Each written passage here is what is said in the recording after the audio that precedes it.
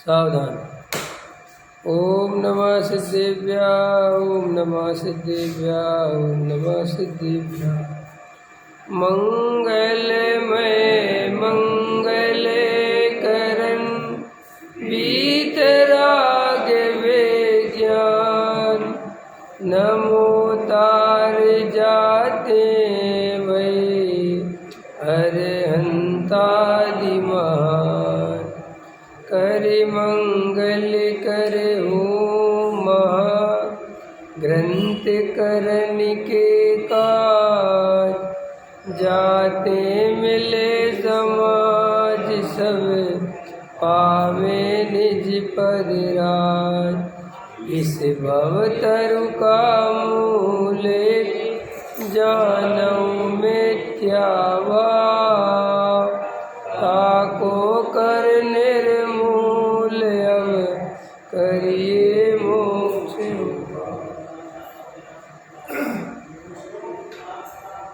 देव शास्त्र गुरु का अन्यथा स्वरूप,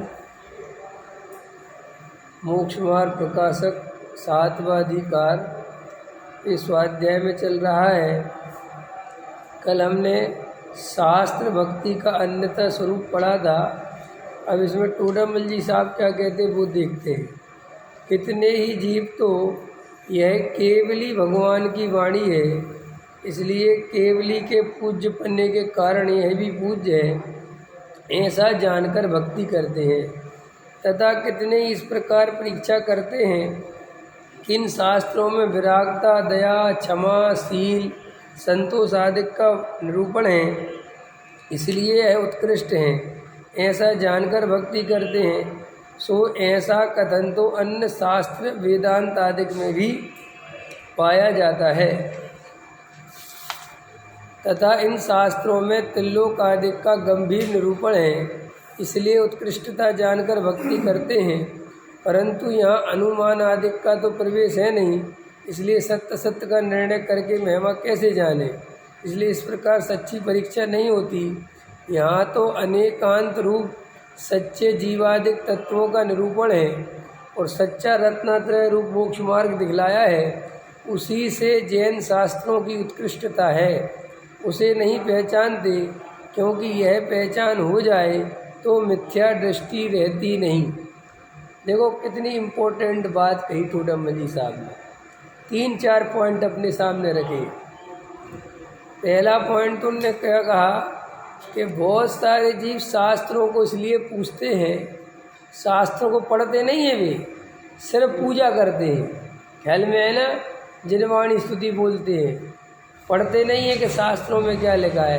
तो उनसे पूछो कि शास्त्र को क्यों पूछते हो, तो वो कहते जिनेंद्र भगवान की वाणी है इसलिए पूछते हैं। एक कारण, इससे ज़्यादा उनका कोई लेना देना नहीं है।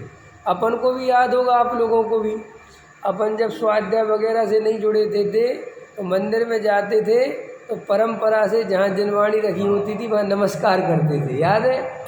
ख्याल में अपन को इससे कोई मतलब नहीं था इसमें क्या लिखा क्या नहीं लिखा। अपन ने भगवान को ढोक दी और वहाँ से निकले। तो अब तो क्या है कि मुमुक्षुओं ने तो बहुत बढ़िया जिनवाणी सजा दी। पहले से ऐसी व्यवस्था कुछ नहीं होती थी। वो तो जो अलमारी होती थी ना, जैसे ये है, तो वह इसी को हाथ जोड़ लेते थे। ख्याल में है ना, याद होगा सब। तो ऐसे इस प्रकार के लोग बहुत पाए जाते हैं। उनको इससे कोई लेना ही देना नहीं, शास्त्र में क्या लिखा है।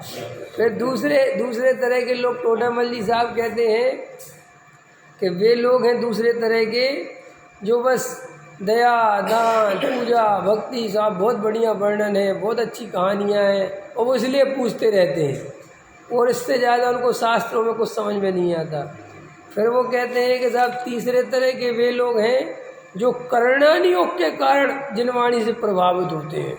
हमारे यहाँ बहुत सूक्ष्म वर्णन है विदेह क्षेत्र का, 3 लोक का, नरकों का, स्वर्गों का, ओ भाई साहब नंदीश्वर द्वीप का, धात्री खंड का, पुष्कर द्वीप का, ऐसा बारीक वर्णन। ख्याल में है ना। अरे गजब साहब, जीवों की राशि कहाँ कैसी पाई जाती है, कितने तरह के जीवों के भेद पे, बहुत गजब गजब का साहब है। इसलिए जिनवाणी की बहुत महिमा करते।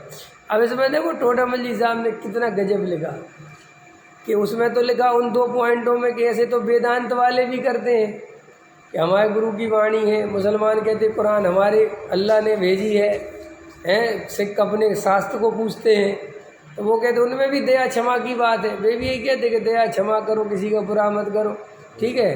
और तुम्हारे शास्त्र भी कहते हैं, तो क्या अंतर है? एक तो ये बात।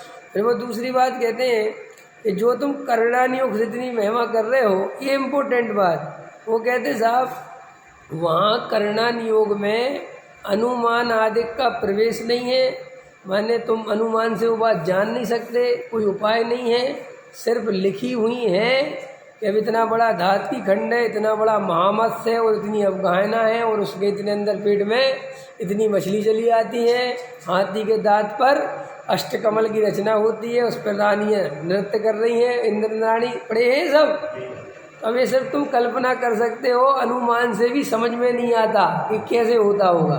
पकड़ में बहुत सारी बातें लिख रहे हैं टोडामल जी, और उनसे सत्य सत्य का कोई निर्णय नहीं होता। विधेय क्षेत्र में ऐसी ऐसी व्यवस्था है, ऐसा है, कल वृक्ष लगे, उदाहरण के तुम्हें क्या समझ में आएगा? इससे तुम क्या धर्म समझोगे? अथवा इतने नरक है, नरक में ऐसा है, और स्वर्ग ऐसे है, स्वर्गों में व्यवस्था है, सब समझते जाओ। इससे भाई साहब आत्मा की जबरदस्ती भले ही तुम महिमा करते रहो, तत्व निर्णय नहीं कर सकते। और करणानियोग पढ़ के लोग वो धर्म की बहुत महिमा करते हैं, करणानियोग से धर्म की बहुत महिमा आती है। बहुत महिमा कहाँ आती है? वो तो जबरदस्ती तुम अपने श्रद्धा की दम पर कि हमारा जैन धर्म सच्चा है, तो तुम्हें जमती नहीं तो भी जमाते हो। ये पक्ष की बात होती ना, जैसे अपन को बहुत सारी बातें लगती है, अरे क्या लिखा हुआ है, लेकिन नहीं अपने जैन शास्त्रों में सही लिखा है, जो लिखा है वो सही लिखा है, ये पक्ष होता है ना। और अगर वही बात दूसरे के यहाँ लिखी हो तो गप लगती है कि नहीं है? तो वो टोडामल जी साहब कह रहे कि इससे जैन धर्म के शास्त्र महान नहीं है इन बातों से। तो फिर वो कहते देखो किससे महान है। अभी इम्पोर्टेंट यहाँ तो अनेकांत रूप सच्चे जीवादी तत्वों का जो निरूपण है और सच्चा रत्नात्रय रूप मोक्ष मार्ग दिखलाया है, उसी से जैन शास्त्रों की उत्कृष्टता है। उसे नहीं पहचानते मिथ्या दृष्टि जीव, उस वीतरागता को, उस रत्नात्रय को, जीवादि सात तत्व की उन्हें पहचान नहीं है। प्रथमानियोग पढ़ते रहेंगे, करणानियोग पढ़ते रहेंगे, चरणानियोग पढ़ते रहेंगे। ये बात कोई मजाक नहीं समझना।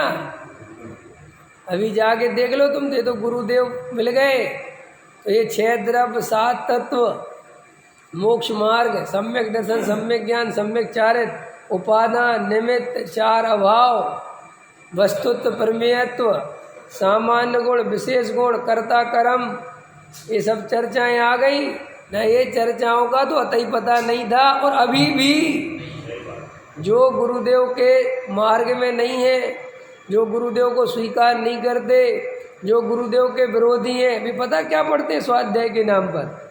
उनसे 6 द्रव्यों के नाम पूछ लो तो वे भी नहीं जानते, उनसे 7 तत्व के नाम पूछ लो तो वे भी नहीं जानते। फिर वो करते क्या है? प्रथमानियोग की कहानियाँ पढ़ते हैं। किसके कितने भाव, उसके भाव में ऐसा हुआ था, उसमें इसके भाव में ऐसा हुआ था, उसके भाव में ऐसा हुआ था। हमारी खुद की सगी ख्याल में है ना, रिश्तेदार हैं, प्रतिमा ले रखी है, हमें रिश्तेदारी क्या कि छुट्टी कर रहा हूँ, क्या बिल्कुल सगी, मतलब समझ रहा। हमारे पापा की बहन जी और प्रतिमा, नियम धर्म और 7 तत्व पूछो, उनका हे उपादेय पना पूछो, ये तो मोक्षुओं की बात है। ऐसी हालत है। तो 7 तत्व की बात करी तुमने, आत्मा की बात करी, शुद्धात्मा अपने मुंह से निकाला, ख्याल में है ना, तो तुरंत क्या आएगा? तुरंत। ये तो मोक्षों की बात है। तुम तो सोनगढ़ी जही बातें करते हो बस आत्मा की, तत्व की। क्या होता है? अब सोचो बात कितनी स्थिति खराब है। मैं इसलिए कहता हूँ अभी तुम्हें खबर नहीं है कि तुम्हें क्या मार्ग मिला है। ये मोक्ष मार्ग मिल गया, टोडामल जी साहब मिल गए, कमाल का भाग्य का उदय है। अरे भाई वे लोग प्रथमान योग की कहानी पढ़ते हैं और उसी में से राग द्वेष करते रहते हैं, अथवा चरणान योग दूसरे नंबर पे क्या पढ़ते हैं, क्या खाना चाहिए क्या नहीं खाना चाहिए, किसमें कितना दोष है किसमें कितना दोष है, इसमें लगे रहते। तीसरा करणान योग, कर्म की प्रकृतियाँ, कौन से कर्म के उदय से क्या मिलता है, कौन से भावों से कौन से कर्म बनते हैं, किन परिणामों का क्या फल मिलता है, वैसे में लगी रहते। और वो जैसे अपन बही खाते करते रहते हैं ना, जोड़ घटाना, ऐसे ही वो वहाँ पढ़ते रहते, अच्छा इस परिणाम का फल बहुत बुरा है, अपन को ये परिणाम नहीं करना, अच्छा इस परिणाम का फल बहुत अच्छा है तो कल से अपन को ये परिणाम करना है, ऐसे जोड़ घटा करते हैं और अपने अभिप्राय को नहीं पहचान। अभी तुम ये प्रवचन लिखित प्रवचन की हेडिंग डाल दो कि आज के प्रवचन में इन भावों का फल क्या होगा, तो अरे वो सुनेंगे, अरे अब बता दो कौन से भाव का क्या फल होगा। ख्याल में है ना, मोक्ष मार्ग बताओ और हेडिंग डालो आत्मज्ञान की प्राप्ति, सो कोई नहीं सुनता। इन भावों का फल बता दो, नरक से बचने का उपाय बता दो, स्वर्ग जाने का उपाय बता दो, पैसा जोड़ने का उपाय बता। देखो हेडिंग बनी रहती है, धन कैसे कमाएं यूट्यूब पे, तो उसके तुम देखने वाले इतने हैं कि पूछो मत। हेडिंग भी जानबूझ के पता चला उसमें खोला और धन की बात ही नहीं आई। अब बदमाशी करनी पड़ती, उसे सुनाना आत्मा की बात है और हेडिंग डाल रहा है धन कैसे कमाएं, सबको कैसे जीतें, दुनिया पर राज कैसे करें, इसमें बहुत इंटरेस्ट आता हो। सब दुनिया पर राज कैसे करें ख्याल में अपनी आत्मा पर राज कैसे करें, इस तरफ ध्यान नहीं जाता। दुनिया पर राज कैसे करें, पैसा कैसे कमाएं, संपत्ति कैसे बढ़ाएं, जवानी कैसे कायम रखें, बाल सफ़ेद काले कैसे करें, स्वस्थ कैसे रहें, ये सब तुम बना दो, लिख दो, तुम्हारे देखो लोग देखने वाले लाइन लग जाते हैं। ख्याल में है ना। ज्योतिष, राहु दशा, ग्रह दशा लोग कैसे चलेगी ये बताते हुए, संसारी जीव को कुछ खबर नहीं, महामोह में फंसा हुआ है बेचारा जीव, कोई निर्णय नहीं करता। मैं तो कल एक मित्र से कह रहा था कि मुझे तो इस बात का बहुत आश्चर्य होता है कि लोग इतना तत्व सुनने के बाद, मेरे जैसों के प्रवचन सुनने के बाद, ख्याल में है ना 10-10, 20-20 प्रवचन सुनने के बाद भी वे अभी भी इधर उधर सुनते रहते हैं और उनको अंतर समझ में नहीं आता। तो मुझे हंसी आती है कि बिल्कुल ही बुद्धि बेच खाई कि अंतर नहीं समझ में आता कि भाई ये व्यक्ति या सामने वाला या दूसरा या क्या शास्त्रों में से पढ़ रहा है, हमें क्या बात बता रहा है, हमारा किस बात से निर्णय हो सकता है, निर्णय नहीं हो सकता है, कुछ भी फर्क नहीं पड़ता।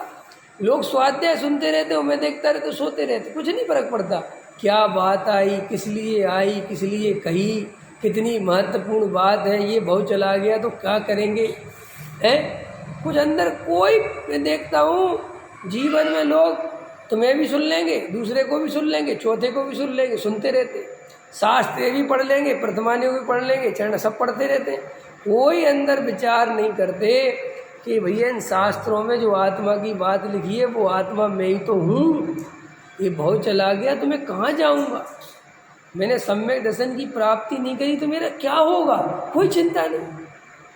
पैसे की चिंता, मकान की चिंता, दुकान की चिंता, समाज की चिंता, दुनिया भर की चिंता है, अपनी बस चिंता नहीं। और मज़ेदार बात है, दुनिया की चिंता व्यर्थ है, बिल्कुल व्यर्थ है, क्योंकि वहाँ तुम्हारे करने से कुछ होता ही नहीं। ख्याल में आएगी नहीं, कौन किसके करने से होता है? हाँ, तो देखो क्या कहते हैं, जीवादिक तत्वों का निरूपण। तो समझ में आया मैं क्यों बोल रहा हूँ कि अभी अपने को लगता है कि अपन को तो पता है, अभी भी बहुत सारे लोग जो गुरुदेव को नहीं सुनते, वे जीवादि तत्व नहीं पढ़ते, वे मोक्ष मार्ग रत्नात्रय की बात, वे क्रियाकांड पढ़ते हैं, वे निश्चय सम्यक दर्शन नहीं सुनना चाहते, वे व्यवहार सम्यक दर्शन में खुश रहते हैं। ख्याल में है ना, निश्चय सम्यक दर्शन क्या है, ये तो सोनगढ़ी की बात है, लोग ये और हालत करा। वो तो कहते हैं अभी तो व्यवहार सम्यक दर्शन की बात करो, बोले निश्चय सम्यक दर्शन, बोले ये तो चौथे काल में होता है। सारा निश्चय कौन से काल में होता है? पंचम काल काय के लिए बना है? व्यवहार काल के लिए। काय के लिए? व्यवहार नहीं के लिए। यहाँ पंचम काल में क्या करो? दया, दान, पूजा, भक्ति, व्रत, शील, संयम, व्रत, उपवास, महाराजों की सेवा, पंडितों की सेवा। ख्याल में है ना? दुर्गा देवी, श्यामा देवी, फलाना देवी, के साहब ये काल में ये करो। कि वो आत्मानुभूति, वो वेद ज्ञान, वो इस काल में नहीं होता। वो तो चौथे काल में हो गया जिसको होना था। अब तो ये पंचम काल है और यहाँ पापी जन्म लेते हैं। तुम इतने दया, दान, पूजा, भक्ति करो, यही तुम्हारे लिए बहुत बड़ा धर्म है। और एक बात बताओ, ऐसा धर्म कौन करना नहीं चाहेगा? ये अपन से डॉक्टर कह दे, अच्छा सच बताओ, तुम्हें वैद अच्छा लगता है कि डॉक्टर? वैद और डॉक्टर में क्या अंतर है? वैद परहेज बताता है ना, ये नहीं खाना, ये नहीं खाना, ये नहीं खाना, ये नहीं खाना, ये नहीं खाना, ये नहीं खाना। और डॉक्टर कहता सब खाना। वो तो कहता सब खाओ, हमारी दवाई खाओ और सब खाओ। तो तुम्हें ज़्यादा सही लगता है? ये बढ़िया है, डॉक्टर बहुत बढ़िया है, खाने पीने में डिस्टर्ब नहीं करता। ये बढ़िया तो लग रहा है लेकिन ये तेरी बीमारी कभी ठीक नहीं होने देगा। ऐसे ही तुम्हें ये वक्ता बहुत अच्छे लग रहे हैं जो तुम्हारे अनुसार बोल रहे हैं, तुम्हारे मन की कर रहे हैं, तुम्हें वही सुना रहे हैं जो तुम सुनना चाहते हो। समझ में आया? हाँ, तुम्हारे सामने तुम्हारी प्रशंसा करते रहते हैं और जो जगत के अन्य जीव है उनकी निंदा करते रहते हैं। सो तुम होते रहते हो खुश, तुम सोचते हम तो बढ़िया है और जगत के जीव खराब है। समझ में आया ना? और बस एक आध कहानी किससे सुना दिए, शास्त्र पढ़ लिए, शास्त्रों की गाथाएं सुना दी बस, और तुमसे कह दिया तुम भव्य हो, तुम सच्चे जीव हो, तुम मोक्ष मार्गी हो, तुम्हारा कल्याण होगा, बहुत बढ़िया। तुम खुश हो जाते हो, कह दीजिए बहुत अच्छा है। और जो तुम्हें सुई गुच्छता है, जो तुम्हें कहता है चार गति में घूमोगे, तत्व विचार नहीं किया तो मरोगे, तुम्हें वो आदमी बहुत बुरा लगता है, कहते ये बहुत खराब बोलता है। अरे भाई, वो ही सच्चा वक्ता है जो तुम्हारे मोह को कुछ हिलाए, जो तुम्हारा मोह ज्यों का त्यों बना रहे और तुम्हारे शास्त्र पूरे होते रहे और तुम्हें भ्रम होता रहे कि हम धर्म कर रहे हैं, और वो तुम्हारी परीक्षा नहीं करे। वक्ता का कर्तव्य है श्रोता की परीक्षा करे। कि कैसी परीक्षा करे? पेन कॉपी वाली है? चलो अपन का मोक्ष मार्ग प्रकाशक पूरा हो गया, अब पेपर होगा, ये परीक्षा? ये परीक्षा मत कहना, ये तो मूर्खते की परीक्षा है। फिर असली परीक्षा क्या है? जो तुम्हारे अभिप्राय को चेक कर सके कि तुमने इतने दिन स्वाध्याय सुना, तुम्हारा क्या अभिप्राय बना, तुम्हारी अभी भी क्या स्थिति है, तुम दया, दान, पूजा, भक्ति में ही तो नहीं लगे, आत्मा का ध्यान करते हो कि नहीं, एकांत में तत्व विचार करते हो कि नहीं। ऐसी परीक्षा करने वाला वक्ता सच्चा वक्ता है। और जो वक्ता कहता हमें क्या लेना देना, तुम तो मर जाओ और जी जाओ, तुम्हें समझना हो तो समझो, हमें तुमसे कोई लेना देना नहीं है, ऐसी वीतरागता से प्रवचन करे, ख्याल में हमें क्या लेना देना तुमसे, तो करो ही मत। क्यों? कि अभी तुम सर्वज्ञ नहीं हो गए। जब तुम घर गृहस्थी के राग में पूरे उलझे हो, बच्चों की चिंता करते हो, तो श्रोताओं की भी तो चिंता करो कि भाई ये तत्व सुन रहे हैं, रोज सुना रहे हैं, तो कुछ इनके जीवन में समझ में आ भी रहा है कि नहीं आ रहा है। कि तुम अपना खाना पूर्ति करो, मैं अपने खाना पूर्ति करूं, तुम मुझे सम्मान दो, माला पहनाओ। पंडित जी हमारे यहाँ 20 साल से स्वाध्याय ले रहे, और पंडित जी खुश और तुम खुश, और अपने अपने घर चले गए। कोई ये पूछा ही नहीं रहा कुछ हुआ भी है कि नहीं, इन 20 साल में हुआ क्या है कि हमने परंपरा चलाई जी। जैन धर्म परंपरावादी दर्शन नहीं है। कितने बार बोलूं, समझ में आ गया? तो सच्चे जीवादिक तत्वों का निरूपण है और सच्चा रत्नात्रय रूप मोक्ष मार्ग दिखलाया है, उसी से जैन शास्त्रों की उत्कृष्टता है। देखो शास्त्र, इससे जैन धर्म महान है। और जो तत्वों को नहीं जानते, जो रत्नात्रय को नहीं जानते, वे जैन धर्म नहीं जानते। क्या कह रहा हूं मैं? जो तत्वों को नहीं जानते, सम्यक दर्शन ज्ञान चरित्र का स्वरूप नहीं जानते, वे जीव जैन धर्म नहीं जानते, चाहे उन्हें प्रथमान योग के हजारों ग्रंथ याद हों, चाहे उन्हें करणान योग की बड़ी से बड़ी बातें याद हों, चाहे वो कितने ही आचरण पालते हों, अगर वे सम्यक दर्शन ज्ञान चारित्र का स्वरूप नहीं जानते, मात्र व्यवहार रत्नात्रय में ही संतुष्ट रहते हैं, तो वे सच्चा जैन धर्म पहचानते ही नहीं। क्योंकि सच्चा जैन धर्म तो निश्चय मोक्ष मार्ग से प्रारंभ होता है, आत्मानुभव से प्रारंभ होता है, भेद ज्ञान से प्रारंभ होता है। और जिन जीवों के अंदर अभी भेद ज्ञान की कला नहीं जगी, वे सच्चा स्वरूप नहीं जानते। इसलिए तुम जैन धर्म की महिमा इससे नहीं करना। क्लियर हो गई बात?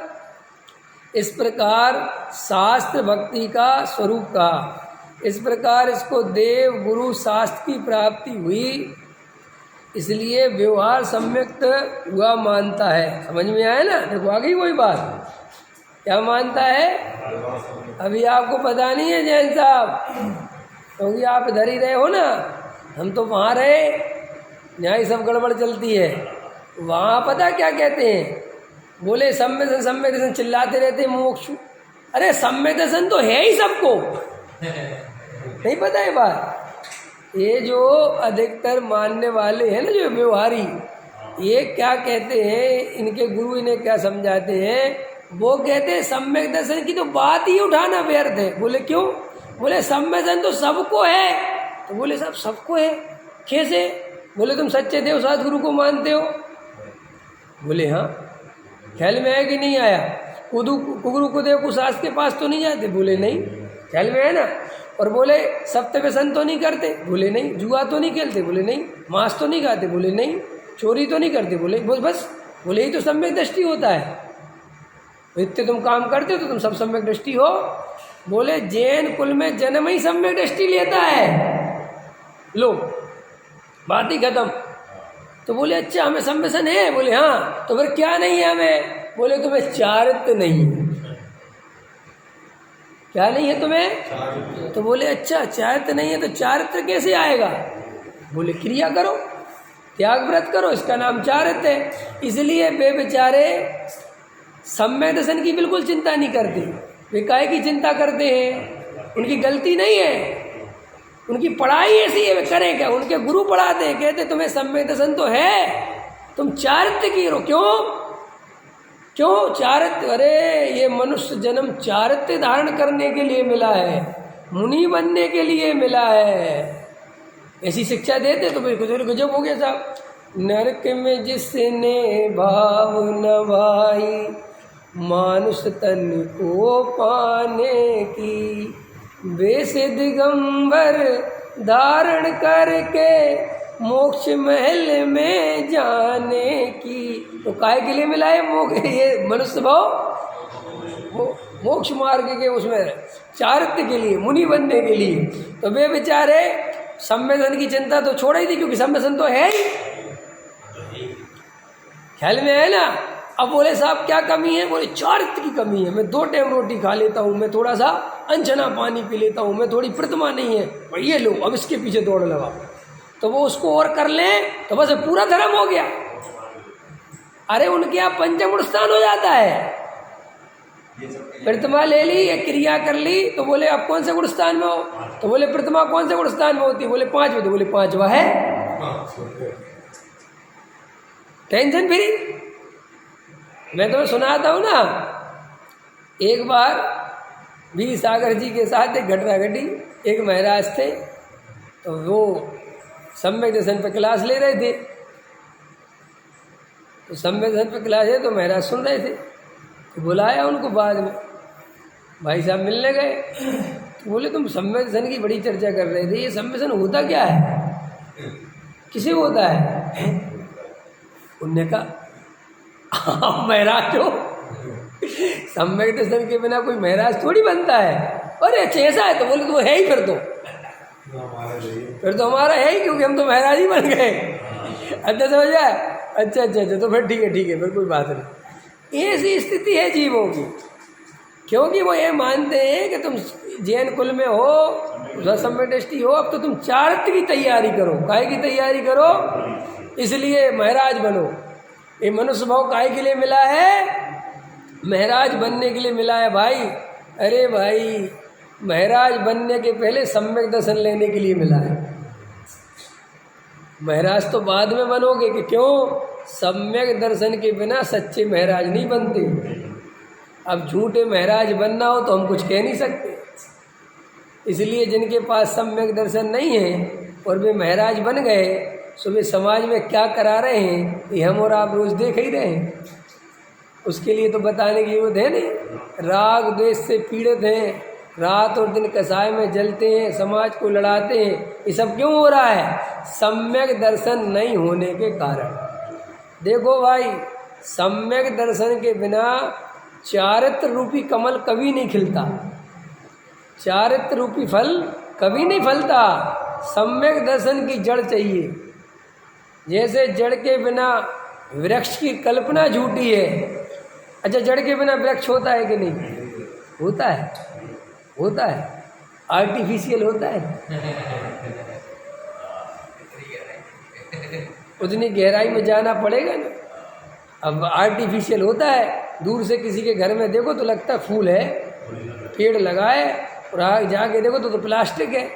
क्योंकि प्लास्टिक के फूल में सबसे बड़ी सुविधा होती है कि वो मुरझाता नहीं है। कुछ नहीं देना पड़ता, कुछ करना ही नहीं पड़ता, बिल्कुल एकदम बढ़िया दिखता है। क्यों? लेकिन प्लास्टिक का फूल कितना ही बढ़िया हो, सच्चा फूल भले ही सुबह खिलता हो और शाम को मुरझाता हो, लेकिन जो मज़ा उस फूल में है वो मज़ा आर्टिफिशियल फूल में नहीं। तुम कितनी बड़ी डमी बना लो, कितनी विश्व सुंदरी डमी बना लो, डमी तो डमी है। ख्याल में है ना? कुछ भी कर लो, क्या वो कहते हैं ना, खुशबू आ नहीं सकती कागज के फूलों से, है ना? सच्चाई छुप नहीं सकती बनावट के हुसूलों से। बराबर, ख्याल में आया ना? हाँ, ऐसा होना चाहिए। देवेंद्र जी एकदम रसिया आदमी है। बनावट के हुसूलों से, ये बनावटी चारित्र से धर्म नहीं होता। भले ही तुम्हें दुनिया महाराज कहे, दुनिया पंडित कहे, दुनिया जो है ब्रह्मचारी कहे, अंदर में जब तक तुम्हें सम्यक दर्शन की प्राप्ति नहीं है, ये सब आर्टिफिशियल है। क्या है? दूर से लगता है महाराज, जैसे वो दूर से लगता है ना पेड़, दूर से लगता है ना फूल, और जब पास जाके देखते हैं, छू के देखते हैं, अरे तो आर्टिफिशियल है। ऐसे ही दूर से लगते हैं महाराज, दूर से लगते हैं ब्रह्मचारी, और 2-4-6 दिन इनके साथ में रहो तो पता चल जाता है कि अरे ये तो सब आर्टिफिशियल है, ये तो अंदर से तो मेरे से भी गया गुजरा है। ख्याल में आया कि नहीं आया? सम्यक दर्शन के बिना चारित्र नहीं होता। कान खोल के सुन लो कान वालों, ख्याल में। और सम्यक दर्शन के बिना सम्यक चारित्र की सोचोगे तो सम्यक चारित्र तो होगा नहीं, लेकिन उसके चक्कर में सम्यक दर्शन और नहीं होगा। ये और समस्या है। सुनो सुनो, आर्टिफिशियल फूल में से खुशबू तो कभी आएगी नहीं, और आर्टिफिशियल कोई फूल मान लिया तो असली फूल तुम्हें कभी मिलेगा नहीं। ये और समस्या है, वो और खराब हो जाए। इसलिए भाई, चारित्र नहीं हो तो घबराना नहीं, लेकिन सम्यक दर्शन का पुरुषार्थ करना। ख्याल में आए कि नहीं? सम्यक दर्शन के बिना चारित्र जब होता ही नहीं तो पहले नंबर पर क्या लेना चाहिए? कई लोगों के दिमाग में, अरे सम्यक दर्शन तो जब होगा, चारित्र तो ले ले। तो वो क्रिया कांड को चारित्र समझते हैं, इसीलिए गलती होती है। अगर ये समझ में आ जाए कि स्वरूपे चरणम चारित्रम, क्या समझ में आ जाए? अपने स्वरूप में रमना ही असली चारित्र है। ये बात जिसे समझ में आ जाए तो उसे ये बात समझने में देर नहीं लगेगी कि स्वरूप में तो तब रमूंगा ना जब स्वरूप की श्रद्धा हो, जब स्वरूप का ज्ञान हो, जब स्वरूप की अनुभूति हो, तब तो रमोगे। तो इसलिए वो सम्मेलन की प्राप्ति करने में पुरुषार्थ करेगा। और जिसे बाहरी कोरे क्रिया कांड को ही जिसने चारित्र्य समझ रखा है, व्यवहार चारित्र्य को ही जिसने सच्चा चारित्र्य समझ रखा है, वो व्यक्ति तो स्वयं भी संसार में डूबेगा और अन्य जीवों को भी ऐसा उपदेश दे के डुबाएगा और ठगिया बनेगा। क्योंकि लोग उसे धर्मात्मा समझेंगे। लोग क्या समझेंगे, समझते हो कि नहीं? अरविंद जी हैं भैया, एक साधु महाराज 2 महीने से उपवास किया है। देखो आते निकल गई, शरीर में हड्डी हड्डी दिखने लगी। ओ धन्नो धन्नो महाराज, मेरा प्रणाम स्वीकार करो। तो तुमने प्रणाम भी कर लिया, स्वीकार भी कर लिया, नमोस्तु भी कर लिया। अब इन महाराज से तुम्हें मिला क्या, ये तो समझाओ, क्योंकि वो बोलते तो है ही नहीं। ख्याल में है ना कि हमें कुछ नहीं मिला, बस हमें समझ में आ गया कि हम भी काश वो दिन कब आएगा जब हम भी 2 महीने का उपवास करेंगे, जब हमारी भी आते आते निकल आएंगी। हैं ख्याल में है ना? श्रीमद जी की वही वाली फोटो जगत को पसंद आती है जिसमें उनकी हड्डियाँ हड्डियाँ। तो लोग क्या समझते हैं, श्रीमद जी बहुत तपस्वी थे कि नहीं, मैं इस पर कोई मेरा कोई वो नहीं है, लेकिन वो तो उनको बीमारी थी। ख्याल में है ना? वो शरीर का रोग था उनको, सूखा रोग। ख्याल में है ना? और तुमने उसे धर्म समझ लिया। लोग शरीर को सुखाने को धर्म समझते नहीं, समझते हैं। कोई आदमी, तुम्हारी देखो बुद्धि कैसी है, कोई आदमी क्रियाकांडी हो, मान के चलो अच्छा मोटा तगड़ा हो, तो तुम उसकी महिमा कम आती है। मान के चलो व्रत उपवास बराबर कर रहा है जैसे करने चाहिए, लेकिन वो तगड़ा है, अब शरीर उसका मजबूत है, वो कुछ नहीं फर्क पड़ता। तो तुम्हें पता ऐसा लगता है यार कहीं गड़बड़ तो नहीं कर रहा है। ख्याल में है ना? और कोई आदमी वो व्रत करता और सूखता चला जाता, और ये इनकी तपस्या सच्ची है। तुम्हारा आधार तो देखो कितना मूर्खतापूर्ण है। बस कोई आदमी खुश रहता हो, मस्त रहता हो, तुम उसे धार्मिक नहीं मानते। मुझे बहुत से लोग धार्मिक नहीं, कोई लोग धार्मिक मानने को तैयार है। कोई लोग कहते पंडित जी धार्मिक आदमी कैसे होते, धर्मात्मा के। मैंने कहा मुझे देख लो। बोले नहीं आप तो छोड़ो, क्योंकि मेरे में क्या दिक्कत है भाई। बोले आप और धार्मिक, मैं और धार्मिक, आप तो बिल्कुल नहीं हो सकते। क्यों? मैंने कहा मेरे में क्या कमी? अरे आप तो एकदम मस्त रहते हो, हंसते रहते हो, मस्त चुटकुले सुनाते हो, आप कहे कि धार्मिक। तो धार्मिक कहने का मतलब है जो रोता रहे, गंभीर रहे। ख्याल में है ना? एक टाइम रोटी खाए, सूखी रूखी रोटी खाए। अभी तुम्हें मेरे बारे में, अगर जो मेरे प्रवचन सुनते हैं, अगर इनको तुम मेरा चारित्र्य बता दो, तो अभी देखो बहुत सारे लोग बड़े धार्मिक आदमी, अभी कह दो तुम एक बार भोजन करता हूँ मैं, और बिल्कुल शुद्ध सात्विक भोजन करता हूँ, हाथ की चक्की का आटा खाता हूँ, कुएं का पानी पीता हूँ। तो बस ये जो अभी जो है ना, इससे 3 गुना धर्मात्मा दे। अरे साहब ये तो गजब हो गया, साहब गजब, वो साहब ये हमारी हालत है। हम कभी धर्मात्मा को अंदर से पहचानना ही नहीं चाहते। हम हमेशा बाहर से नाप तोल करते हैं, और अभी भी करते हैं। मैं ये सोचता था पहले, ये जो मुमुक्षु हैं, ये इतना स्वाध्याय करते हैं, इतना पढ़ते लिखते हैं, तो इनकी बुद्धि थोड़ी जागृत होगी, ये पहचान पाते होंगे कि ज्ञानी कौन है और अज्ञानी कौन है। मुझे सब थोड़ा सोचता था मैं, लेकिन बाद में मैंने जब गहराई में जाके देखा कि ये भी नहीं पहचान पाते, ये सिर्फ पक्षपात में जीते हैं कि उस साइड के लोग ज्ञानी नहीं हैं, और हमारी साइड का आदमी अगर ब्रह्मचर्य संयम धारण कर ले तो 100% ज्ञानी है। लेकिन वो ज्ञानी मानेंगे ब्रह्मचर्य संयम से। समझ में आया? ये मोक्षों की बात बता रहा हूँ मैं तुम्हें। इनमें भी इतनी हिम्मत नहीं है कि जो चाय पीने वाले को सम्यक दृष्टि मान ले। बताओ, मान लोगे? है हिम्मत? कोई व्यक्ति चाय पीता है 3 टाइम, मानोगे सम्यक दृष्टि? कहोगे अब आप कह रहे हो तो वैसे तो हो सकता है, लेकिन 90% तो नहीं हो सकता। और ये 10% भी मैंने छोड़ा है, ये भी तुम्हारी इज्जत रखने के लिए छोड़ा है। हाँ, ख्याल में है ना? नहीं मानोगे, मुझे पता है, मैं जानता हूँ उसे, मुझे पता है, क्योंकि तुम्हारा हृदय इतना बड़ा हुआ ही नहीं। भले ही तुम शेर को सम्यक दृष्टि मान लोगे, भले ही तुम नारकी को सम्यक दृष्टि मान लो, क्योंकि उनसे तुम्हारा कोई लेना देना नहीं है, लेकिन तुम मनुष्य को सम्यक दृष्टि नहीं मान सकते। और मनुष्य को सम्यक दृष्टि तभी मानोगे जब चढ़ जाए बेटा सूली पे, भला करे भगवान। जब तू हमारे ग्रुप से बाहर हो, एक घर गृहस्थी छोड़, वहाँ दूर खड़ा दिख, समझ में आया? तब मानेंगे। तो हमारे साथ रह के हमसे ऊपर उठ जाए, ये तो नहीं होने देंगे। वो तो समझ में आया कि नहीं आया है? नहीं पकड़ में आई, नहीं समझ में आया? तुम इस गद्दी पे भी हर किसी को नहीं बैठने देते। कल से कह राजेश जी मैं करूँगा प्रवचन, कहोगे हमने सुनेंगे? क्यों? कि राजेश जी कौन से शास्त्री हैं, कौन से शास्त्र पढ़ रखे इनने? ख्याल में लाइसेंस का इनके पास है? हाँ, समझ आया ना? तो हमें तो भाई ऊपर ऊपर चाहिए, ऊपर वाला हमसे थोड़ा स्पेस, समझ?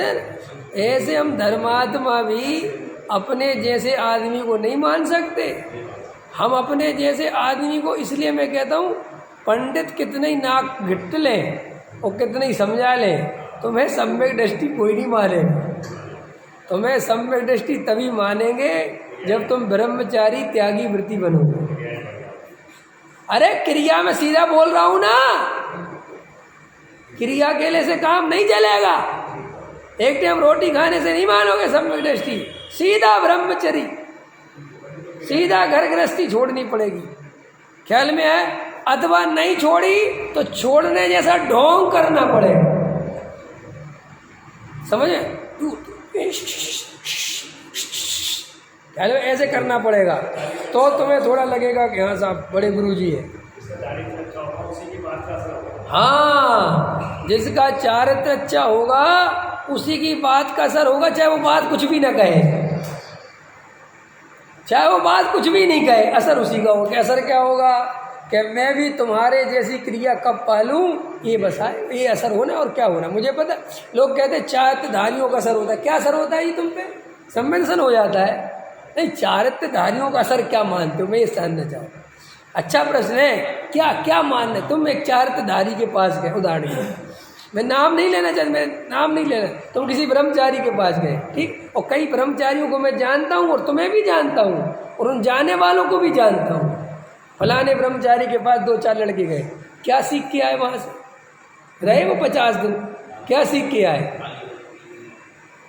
दूर दूर दूर दूर दूर दूर दूर दूर दूर दूर दूर दूर हटो हटो हटो, दूर दूर दूर, यही तो सीख के आए। ऐसे बनाना चाहिए, ऐसे खाना चाहिए, ऐसे नहीं खाना चाहिए, ऐसे करना चाहिए, ऐसे नहीं करना चाहिए, यही तो सीख के आए। इसको तुम मानते हो सीखना? तत्व ज्ञान को, वेद ज्ञान को, आत्मानुभव को तुम कुछ मानते ही नहीं। पकड़ में आए ना? तो जो कह रहे हैं ना जैन साहब कि चारित्र वालों का असर होता है, तुझे ही असर होता है। एक घटना है अमायन की आती है, बड़े पंडित सुनाते हैं कि वहाँ पे जैसे रहते हैं ना लोग, सत्संग करने लगते हैं, तो जैसे पंडित तो सोते हैं तखत पे, गद्दा बद्दा नहीं लेते, तो दूसरे भी उनकी कॉपी, तो वो निकले तो कई जो है वो उसी पे सो रहे थे। उन्होंने कहा भैया तुम तखत में क्यों सो रहे? ख्याल में ना, उनने क्या सोचा कि वो खुश होंगे कि जो तो बहुत बढ़िया आदमी है। तो उन्होंने कहा साहब वो बस ऐसे ही लेना नहीं चाहिए गद्दा। अच्छा, तुम बहुत समझ गए, बहुत ज्ञान हो गया तुम्हें। 2 दिन में गद्दा नहीं लेना चाहिए पता चल गया, और आत्मा नहीं पता चला है। तो वो क्रियाकांड बहुत जल्दी आदमी ग्रहण करता है, क्योंकि वो नकल करना है ना, उसमें कुछ अकल तो है नहीं। बस इसलिए लोगों को लगता है चारित्र वालों की बात का असर, यही असर होता है कि तुम्हें वैराग गाता है, और वो वैराग होता है शमशान वाला, वो कोई काम का थोड़ी, क्योंकि वैराग आत्मा के बल से आवे, वो वैराग है। वैराग किसका नाम थोड़ी है। हमने तुम्हें कहानी सुना दी, सुतदारा होए नसीरी, सब स्वार्थ के वीरी है। और क्या सुना दिया? राजा राणा छत्रपति। और क्या सुना दिया? सूरज चांद छिपे निकले ऋतु फिर कर कर आवे। सुना दी 2-3 तरह की बार है भावना। यज्ञ बैराग या समाचार देखा 200 आदमी मर गए, अरे रे कुछ नहीं रखा संसार। अरे कहाँ बच्चे तुम्हारे, बच्चे देखो कैसे तुमसे बोलते हैं, रात और दिन तुम्हारा अनादर का। अरे रे साहब सही कह रहे साहब। अब इसको जैन धर्म वैराग्य नहीं कहता, ये तो इसको जैन धर्म कहता है कि तेरी कसाय के अनुसार परिणमन नहीं हुआ सो तू दुखी है, और दुख में तू भगवान को याद कर रहा है, वैराग्य जगा रहा है। ये कोई वैराग्य थोड़ी है। पर वैराग्य किसका नाम है? अरे वैराग्य सुनो, मेरा अंदर में कहाँ तुम्हें समझ में आता है? अंदर शब्द से समझ में आता तो पूछो ही मत क्या बात। वैराग्य का मतलब होता है अपनी आत्मा में इतना आनंद आने लगा कि संसार में राग द्वेष करने के लिए जगह नहीं बची, इसका नाम वैराग्य। समझ में आया ना? कसाय करने में मजा ही नहीं आता, इतना अपने स्वरूप में रहने में मस्ती आती है। ओहो उछले छे आनंद दिलोर, ये है वैराग। ये किसी महाराज के साथ रह रहे के अरे महाराज हमें भी ऐसे ही वैराग लेना है, देखो आपके कैसे लोग पैर पड़ते हैं, कैसे आप ऐसे अंजलि में भोजन लेते, बड़ा मज़ा आता मुझे तो देख देख के। कई लोगों को इस चीज़ का भाव रहता है, कितनी बढ़िया चर्या महाराज की, ये भैया महाराज की चर्या देखो कैसे महाराज बेचारे ऐसे चलते हैं, बिल्कुल जमीन पे पैरों में कांटे चुभते रहते हैं, पीछी कमंडल धारी कब बनूं मैं, आहा अरे कुछ नहीं रखा, मैं तो पत्नी के सेवा करते करते मरा जा रहा हूँ, घर गृहस्थी धोते धोते मरा जा रहा हूँ। भैया महाराज आप धन हो, अच्छे छूट गए आप घर गृहस्थी से। अब तुम ऐसे आदमी क्या समझते हो कि देखो जो कितना बढ़िया आदमी, ये बढ़िया बढ़िया कुछ नहीं है, ये दुखिया है। समझ में आया? ख्याल में आया ना? इसकी घरवाली रहती होगी बीमार, ख्याल में आया? बाल बच्चे सुनते नहीं होंगे, सो पछताता है कि किस घड़ी में शादी कर ली। समझ में आया? अरे महाराजों के बारे में थोड़ी बोल रहा, महाराजों से थोड़ी कुछ कह रहा मैं तो महाराजों के साथ रहने वालों की बता रहा हूँ। ख्याल में आया ना? वो ऐसे दीक्षा लेना चाहते। जैन धर्म में ऐसे वैराग्य को वैराग्य नहीं कहा कि महाराज जी 12 भावना पढ़ते हैं, ये 12 भावनाएं वैराग्य जगाने के लिए। सुनो तुम्हें ये भी सुना दूँ मैं, 12 भावना वैराग्य जगाने के लिए जब है जब तुम्हें तत्व ज्ञान हो। जिन्हें तत्व ज्ञान नहीं हो उनके लिए 12 भावनाएं शमशान का वैराग्य जगाती हैं। समझ में आया? क्योंकि तत्व ज्ञान है नहीं, 12 भावना पढ़ने बैठ जाते हो। दल बल देवी देवता मात पिता परिवार, मरती बिरिया जीव को कोई न राखन। बिल्कुल ठीक बात। दाम बिना निर्धन दुखी तृष्णा बस धनवान, कहूँ न सुख संसार में सब जग देखो छान। ये तुम नहीं कहते, हिंदू भी कहता है, सभी कहते हैं। तुम कौन सी बहुत बढ़िया बात कह रहे, तो किसी से ही पूछ लो। दाम बिना निर्धन दुखी सबको पता है, तृष्णा बस धनवान सबको पता है, ऐसा ही है। लेकिन इससे आत्मा का ज्ञान नहीं हो जाता। आत्मा का ज्ञान एक अलग चीज़ है। एकांत में बैठ के शांति से बैठ के अपने आत्म स्वरूप को समझना, भेद ज्ञान करना, देह और आत्मा का विज्ञान समझना, आश्रव क्या है, कसाय भाव क्या है, ये कैसे उत्पन्न होते हैं, इन सब की गहराई में जाना, मोक्ष मार्ग क्या है, देवशास्त्र गुरु का स्वरूप क्या है, निमित्त उपादान क्या है, निश्चय रत्नात्रय क्या है, ये सारी चीज़ें जब तक नहीं समझोगे तब तक बात नहीं बनेगी। इसलिए मैं आप लोगों से भी कहता हूँ कि अगर अभी भी नहीं समझी हो तो एक बार बैठ के समझ लो, न ये सब पूजा पाठ व्यर्थ चला जाएगा। रोज़ भगवान की जय जयकार करते रहोगे और समझ नहीं पाओगे कि हम क्या बोल रहे हैं पूजा में। समझ में आया? हाँ, भाव वासन नहीं होगा, मैं तो अनादि से रोगी हूँ, उपचार कराने आया हूँ। कौन सा उपचार, कौन सा रोग, कोई पता नहीं। अनादि काल से जग में स्वामिन, जल से सुस्ता को माना। कौन सा जल, कौन सी सुस्ता, कौन सा अनादि काल, किसका अनादि काल, कुछ खबर नहीं। वो बोलना आता है। क्षण भर निज रस को पी चेतन। कौन सा रस, कौन सा चेतन, कौन सा निज, बस बोलना आता है। अरे भाई, अंतर में अनुभूति पूर्वक धर्म होता है, स्वानुभव से धर्म होता है। स्वानुभव के बिना धर्म नहीं होता। इसलिए मैं कहता हूँ, आत्मा का अनुभव करने का पुरुषार्थ करे। सबसे प्रथम तत्व निर्णय करे। उसके पहले जो जीव तत्व निर्णय नहीं करते, वे जीव आत्मानुभव नहीं कर सकते। और आत्मानुभव नहीं करेंगे तो सम्यक दर्शन नहीं होगा, और सम्यक दर्शन नहीं होगा तो सम्यक चारित्र की कल्पना कोरी है, झूठी है, बिल्कुल आर्टिफिशियल फूल जैसी है। सहजानंदी शोध स्वरूप